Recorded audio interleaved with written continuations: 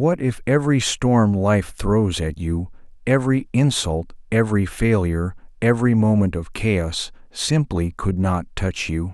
Not because you stopped feeling, not because you built walls so thick nothing gets in, but because you developed something far more durable than armor, a trained, disciplined, unshakable mind. That is what we are going to build together today. Welcome to Winds of Thought. Today we are going inside 10 ancient Stoic principles drawn from the teachings of Epictetus, a man born into slavery who became one of the most powerful philosophical minds in human history. These are not concepts locked away in dusty libraries. These are living, breathing tools you can put to work starting the moment this video ends. And here is the thing that separates this from every other motivational video you have watched by Principle 7. Your entire relationship with difficulty is going to shift permanently. Whether you are carrying the weight of a fractured relationship, buried under professional pressure, or just searching for a steadier version of yourself, these principles offer a reliable path forward. We are going to move through each one deliberately, not rushing, not skimming, because you deserve a real understanding, not a surface level highlight reel. So stay with me. Every single principle builds on the last. And if you find yourself nodding, if something lands deeply, that means it is working. Let us begin. Principle 1. Build a direction that cannot be blown away. Picture someone trying to navigate open water on a moonless night with no instruments, no map, and no particular destination in mind. Every wave redirects them. Every current drags them somewhere new. That is not a sailor, that is debris. Epictetus believed that a human being without a clearly defined purpose lives exactly like that, drifting. Reactive, hollow, but when you anchor yourself to a genuine, deeply considered purpose, everything changes. Purpose is not your job title. It is not a 5-year plan written in a notebook that you never open again. It is the answer to questions that most people are too busy or too afraid to sit with quietly. What do I actually stand for? Who am I when no one is watching? What kind of person do I want to be remembered? As these questions are not comfortable. They are supposed to disturb you slightly, because real purpose emerges from honest reckoning, not from wishful thinking. Once you locate that core sense of direction and let it settle into you fully, external disruptions lose their power to derail you. Criticism becomes feedback you can filter. Setbacks become detours rather than dead ends. The size of a challenge no longer determines whether you press forward, because pressing forward is simply what someone with your purpose does. Think about anyone you have admired for their steadiness under pressure. They did not acquire that quality by accident. They had a working answer to the question of who they were and what they were doing here. That answer became their center of gravity.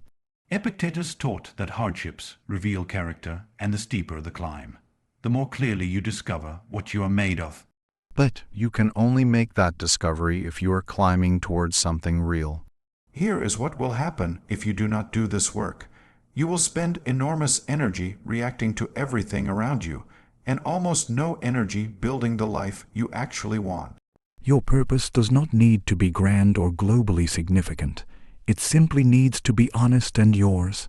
Write it down, say it out loud, read it on the mornings when everything inside you wants to stay in bed.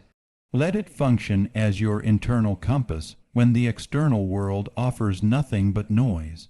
A rooted tree survives storms that flatten everything around it, not because it is rigid, but because its roots go deep. Go deep. That is where unshakable stability lives. Principle 2. Become the guardian of your own mind. Your mind is a space. And like any space, what you allow into it determines the quality of life inside it. Most people treat their minds like a public square, open to whoever wants to wander in, shout something provocative, and leave a mess behind. Stoicism proposes something radically different. Treat your mind like a workshop. You choose what enters. You decide what stays. You are responsible for the conditions within. When someone provokes you, when a comment stings, when a situation ignites your frustration, the Stoic invitation is this: pause before you respond. That pause is not passivity. It is where your actual power lives. The gap between what happens to you and how you respond is the territory where freedom exists. Narrow that gap and external events run your life, widen it through practice, and you run your life. How do you widen it? Small, consistent habits, daily reflection, deliberate attention to your thought patterns. Over time, you begin to notice your triggers before they ignite.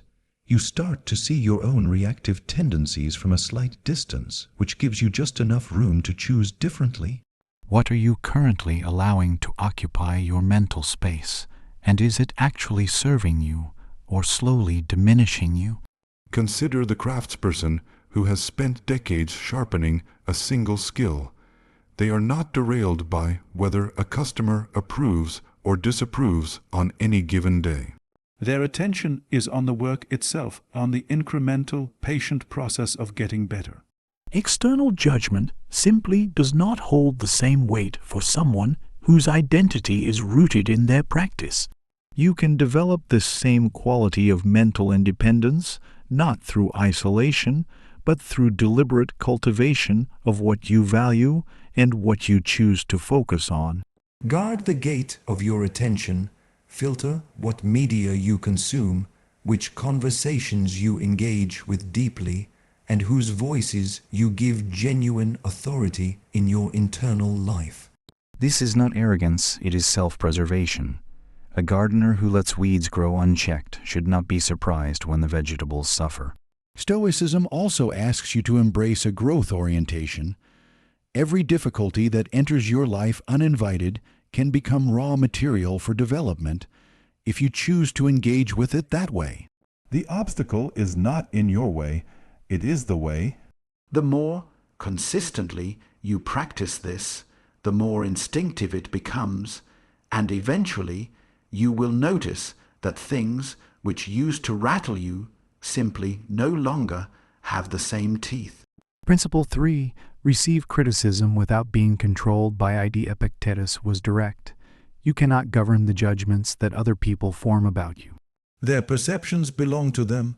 What you absolutely can govern is the weight you assign to those perceptions and the manner in which you respond.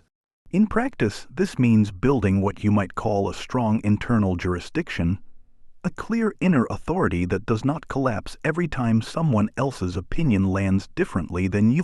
Hoped, when criticism arrives, and it always does, the Stoic process begins not with defensiveness and not with immediate acceptance, but with honest inquiry. Is there something genuinely useful here? Does this reflect a real blind spot I carry?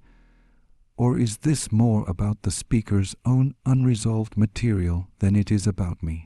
This kind of discernment requires self-knowledge. The deeper your understanding of your own motivations, values, and patterns, the less destabilizing it is when someone fires a verbal shot in your direction. You have enough interior clarity to evaluate the input rather than simply absorbing it whole. Here is a question worth sitting with. When was the last time you allowed someone's words to live inside you far longer than the moment deserved? We all do it. We replay conversations. We rehearse comebacks hours too late. We allow a single throwaway comment to color an entire week. Stoicism offers an exit from this particular kind of suffering. Patience is the first tool. When you feel the immediate heat of criticism rising in you, patience is what keeps you from saying something irreversible. Gentleness is the second, not softness, but the deliberate choice to engage with others in a way that preserves the relationship even when you disagree. Developing a durable sense of self means that criticism lands, you register it, you extract whatever is valuable, and you release the rest. You do not need to carry it. Not everyone who points a finger at you is right, and even if they are, You get to decide what you do with the information. Criticism handled well is a form of strength. The people in your life will notice. When they see you absorb difficult feedback without crumbling or retaliating, something shifts in how they regard you. You become someone they trust with honesty, which is one of the rarest things another person can offer you. Do not let the fear of being judged keep you smaller than you are meant to be. Principle 4, transform what offends you into what develops you here, is a reframe that Epictetus placed at the center of Stoic practice. It is rarely the event itself that wounds us. It is the interpretation we wrap around it. Two people can receive the same harsh words from the same person in the same moment. One carries those words for years. They become a lens through which that person sees themselves forever. The other processes the words, extracts any genuine lesson, releases the emotional charge, and moves forward by the next morning. What is the difference? Not temperament, not privilege, not luck. It is the practiced ability to insert consciousness between what happens and what we decide it means. When offense arrives, try this. Before you assign a meaning to it, take a breath and ask, is this person's behavior telling me something about me or something about them? Cognitive reframing, the deliberate act of choosing a different angle from which to view a situation, is one of the most practically powerful tools Stoicism puts in your hands. It does not require you to pretend you are not hurt. Stoics are not emotionally numb. They feel everything. They simply refuse to be governed by raw feeling at the expense of wisdom. Empathy is another instrument here. When someone behaves toward you in a way that stings, curiosity is more useful than condemnation. What is happening in their interior world? What pressure, fear, or wound might be driving this? This is not an invitation to excuse harmful behavior. It is an invitation to understand it well enough that it loses the power to consume you. Forgiveness is not a gift to the person who wronged you. It is a gift you give yourself.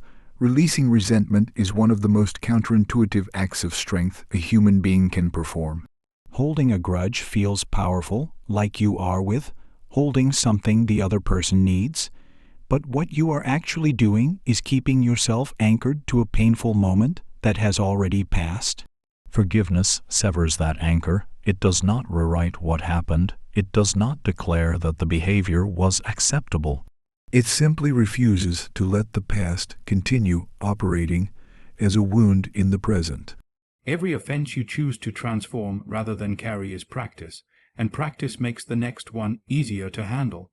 Over time, this skill compounds. The events that once sent you spiraling begin to lose their grip, not because life gets gentler, but because you get stronger. Principle 5. Look your fears directly in the face. Fear is a liar. Not always, sometimes it is a useful signal, an intelligent response to genuine danger. But most of the fear that occupies our daily mental space is neither genuine nor useful. It is anticipatory. It is imagined. It lives in futures that may never arrive. Stoicism offers a practice called the premeditation of adversity, and the name sounds grim, but the effect is the opposite of pessimism. It is a form of mental preparation that robs fear of its most powerful weapon, surprise. Before a high-stakes presentation, a difficult conversation, or an uncertain outcome, take time to sit quietly and walk through what could go wrong. Not to ruminate and not to catastrophize, but to recognize the realistic range of possible difficulties and ask yourself, if that happened, how would I respond? When you have already mentally rehearsed a difficulty, it arrives stripped of much of its shock value. You have, in a sense, already survived it, and that prior rehearsal gives you something invaluable, a moment of composure when others around you might be scrambling. Shame works differently than fear, but carries equal weight.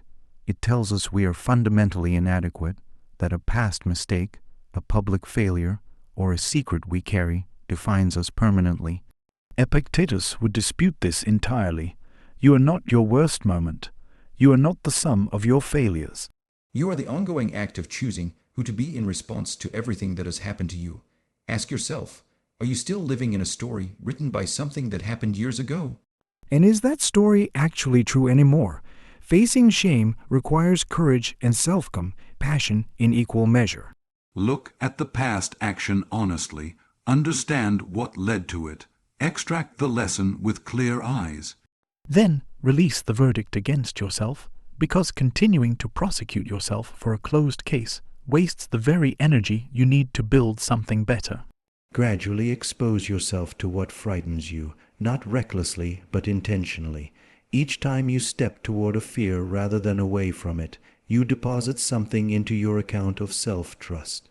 The balance grows, the fear proportionally shrinks, and find your community in this work. The people who have faced similar fears and walked through them can offer you something no book or video ever fully can, the living proof that the fear was survivable. Principle 6. Anticipate the road ahead. What separates the person who is constantly blindsided by life from the person who seems to move through difficulty with relative ease? In most cases, it is not talent, it is preparation. Stoicism does not promise you a smooth road. It promises you a way of traveling any road without being broken by it. Part of that promise is fulfilled through the practice of anticipating obstacles before they materialize. This is practical wisdom, not pessimism. The general who studies the terrain before the battle is not assuming defeat. They are refusing to be caught unprepared. The athlete who visualizes the moment of difficulty within a competition is not predicting failure. They are training for composure under pressure. You can bring this same orientation to your daily life. Before each week begins, consider what is likely to be hard. Where will I be tempted to abandon my values? What situations might trigger my most reactive tendencies? Then mentally rehearse your best response. Most of us are so focused on the ideal version of events that we have made no plan for anything less than ideal. What happens when your careful plan meets reality? Flexibility is the companion to anticipation. Knowing that disruption is part of every significant journey allows you to adapt when it arrives rather than collapsing in frustration. The rigid structure breaks under pressure. The flexible structure bends and holds. Balanced perspective is essential here too. As you map the obstacles ahead, also map your resources. What strengths do you bring to this situation? What have you already survived that was harder than what you currently face? Who do you have around you who has navigated similar terrain? This is not toxic positivity. It is an honest accounting of both the challenges and the capabilities you carry into them. Consistent reflection on past experience deepens your capacity to anticipate future difficulty. When you review what has already tested you, patterns emerge. You begin to see which situations reliably produce certain reactions in you. With that knowledge, you can prepare. Without it, you are starting over every time. Prepare your mind before life prepares it for you, because life is less gentle about the lesson. Principle 7. Cultivate the strength that lives inside you. Everything changes when you stop waiting for the world to become less difficult and start becoming more capable of handling it. This is the pivot point of Stoic philosophy, and it is a significant one. Because so much of the anxiety, frustration, and suffering we carry in daily life is rooted in a single misunderstanding, the belief that our well-being depends on circumstances we cannot control. Epictetus identified the foundational distinction that makes Stoic practice possible. Some things are in our domain and some things are not. Our opinions, our intentions, our responses, our character, these are ours. Other people's decisions, outside events, the judgments the world forms about us, these are not ours. When you try to control the things outside your domain, you expend enormous energy and achieve very little. When you focus your effort entirely on your own interior, on your thinking, your responses, your values, you discover that you have more genuine influence over your experience than you ever. Realized inner strength does not announce itself. It does not require an audience. It is the quiet steadiness that shows up when everything around you is uncertain. It is the ability to face the worst version of a situation without losing yourself inside it. Self-awareness is the foundation. You cannot master something you cannot observe. Begin by studying yourself with the same curiosity and honesty you would bring to any subject that genuinely interests you. What triggers you? What do you defend reflexively, even when you suspect the defense is not warranted? What fears operate below your conscious awareness and quietly shape your choices? This level of self-knowledge is not comfortable to develop. But it is the only foundation from which authentic strength grows. Resilience is not the absence of difficulty. It is the practiced capacity to be shaken and return to center, not the same as before, but intact. Every time life disrupts you and you find your way back to stability, that recovery strengthens the very neural and psychological pathways of resilience. You are literally training yourself to be harder to break. Gratitude accelerates this process in a way that seems too simple to be true until you actually try it. When you regularly acknowledge what is working, what you have, who is with you, you shift the lens through which all experience is filtered. Difficult things do not disappear, but they take up proportionally less of your internal landscape. And do not be afraid of your own vulnerability. The person who can say, "I am uncertain, I am afraid, I do not yet know," and remain in forward motion anyway, is displaying a form of courage that is rarely celebrated, but is one of the most powerful things a human being can embody. Strength does not mean the absence of fear. It means moving forward in spite of it. Principle 8. Restrain your reactions. Choose your responses. The moment between stimulus and response is one of the most important moments in your entire life. Most people never realize it exists. We live in a world built to shrink that moment to nothing.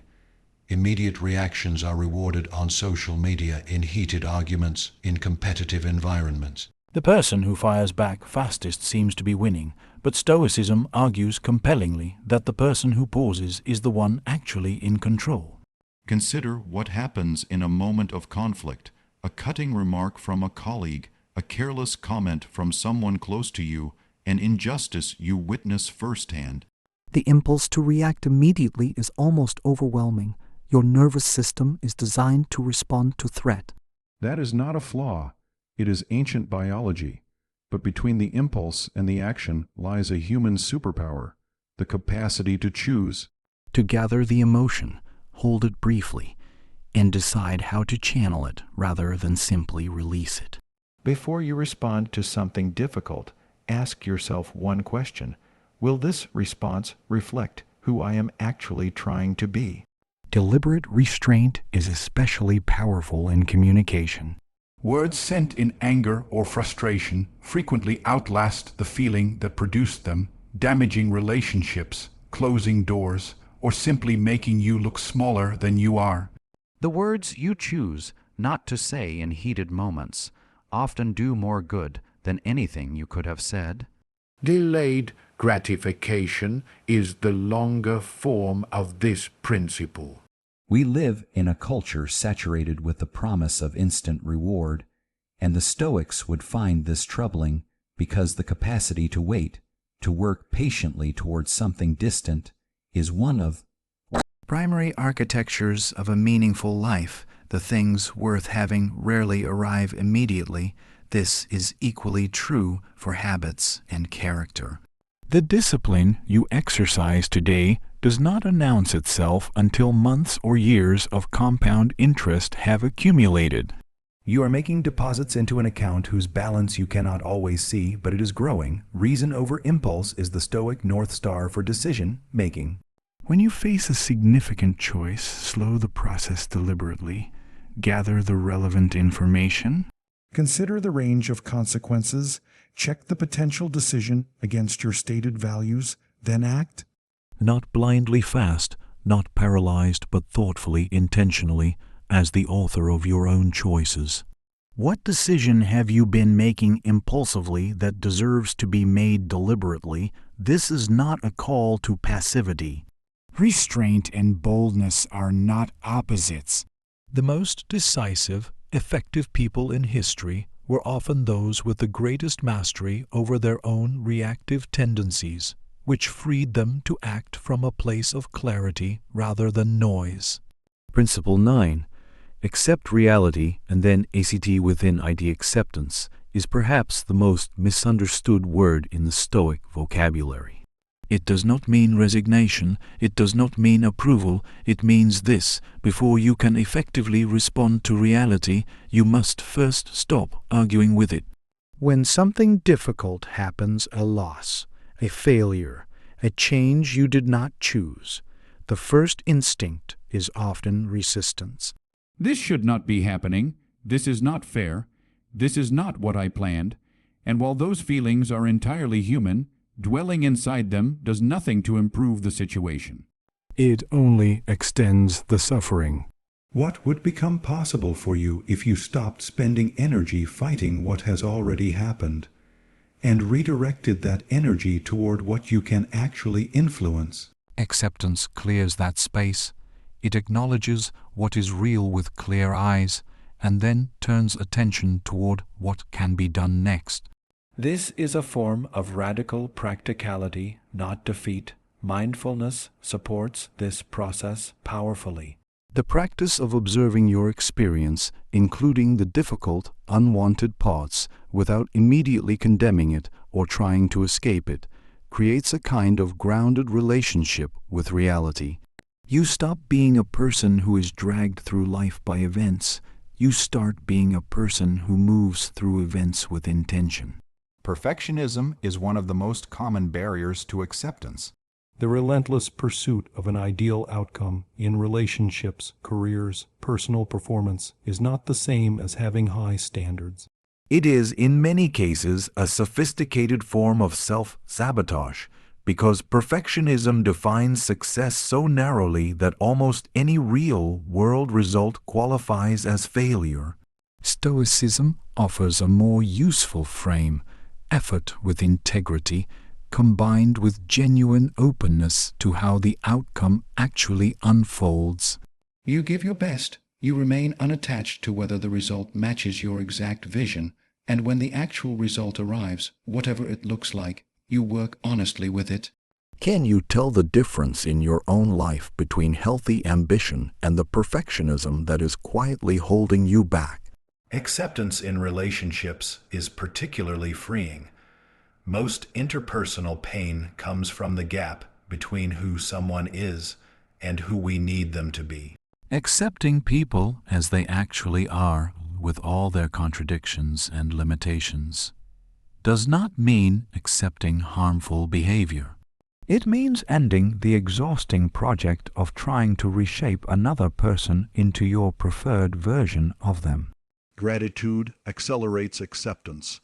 When you genuinely notice what you have, the relationships that sustain you, the capacities your body and mind provide, the ordinary pleasures of a given day, the weight of what is missing or Imperfect becomes proportionally lighter. Principle 10. Live in alignment with your deepest nature. The final principle does not tell you what to do. It asks you who you actually are, and then invites you to live in honest alignment with that answer. Epictetus and the broader Stoic tradition spoke often of living according to nature, which is easily misread as a call to go live in the wilderness and renounce modern comfort. What they actually meant was something more profound. Recognize what kind of being you are and act accordingly. You are a rational being, which means you are capable of reason, deliberation, and the consistent exercise of wisdom, and failing to develop and use these capacities is a kind of self-betrayal. You are a social being, which means your flourishing is not separable from the flourishing of those around you. Stoicism is not a philosophy of isolation. It is a philosophy of engaged, virtuous participation in the communities and relationships that make up a human life. When you live in ways that contradict your nature, when you consistently betray your values, neglect your relationships, or suppress your capacity for reason, you feel it. Not always loudly, but persistently. The four virtues the Stoics identified, wisdom, courage, justice, and self-regulation, are not ornamental qualities to admire from a distance.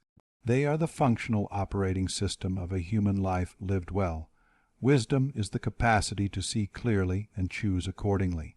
Courage is not the absence of fear, but the willingness to act rightly in spite of it. Justice is the orientation toward fairness and genuine concern for others in all your dealings. Self-regulation is the practiced ability to keep your appetites, impulses, and reactions in appropriate proportion. Living according to your nature also means recognizing that you are embedded in something larger than yourself. Your life intersects with the lives of others constantly. The Stoics held that we have genuine obligations to one another, not from obligation alone, but from the recognition that interdependence is simply what it means to be human. This changes how you make decisions. Instead of asking only what benefits me in this moment, you begin to ask what honors the network of relationships and responsibilities I carry. That is not self-sacrifice. It is mature, integrated selfhood. Simplicity serves this principle quietly. The more clearly you understand what genuinely sustains you, what relationships, what work, what practices fill your life with meaning, the easier it becomes to set aside what does not.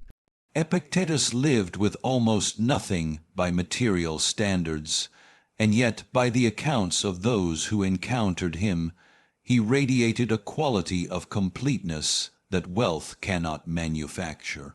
Not because deprivation is virtuous, but because he had identified what actually mattered to him and had organized his entire life around it. That is available to you right now, not after the promotion, not after the relationship is repaired, not after the circumstances shift in your favor. The alignment between who you are and how you live is a choice you can begin making today.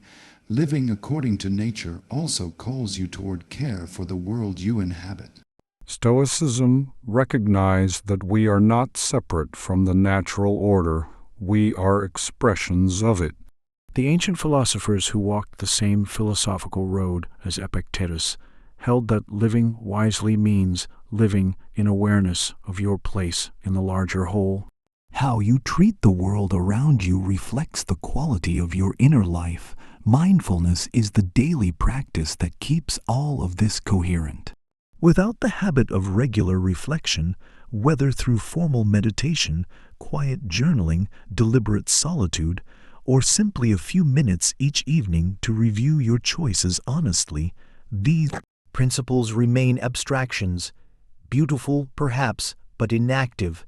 The practice makes them real. The daily return to your values, the daily honest self-assessment, the daily recommitment to the kind of person you have decided to become, that is where ancient philosophy becomes a living, breathing, functional part of a modern life. Here is where we land. These 10 principles are not a checklist you complete once and file away. They are a practice, which means they are never finished. They deepen, they surprise you, they reveal new layers the longer you work with them. You will forget them sometimes. Life will accelerate and the noise will drown out the signal, and you will catch yourself reacting rather than responding, drifting rather than steering, allowing rather than choosing. That is not failure. That is the human condition. The Stoic difference is not perfection. It is the consistent willingness to return. So begin again and again and again. Every return is a demonstration of exactly the strength these principles are designed to build. If this conversation has offered you something of value, a new angle, a moment of clarity, a tool you can use tomorrow morning, please hit the like button and share this with Winds of Thought. Your support is how this work reaches the people who need it most. The path is open. The philosophy is yours. Now walk it.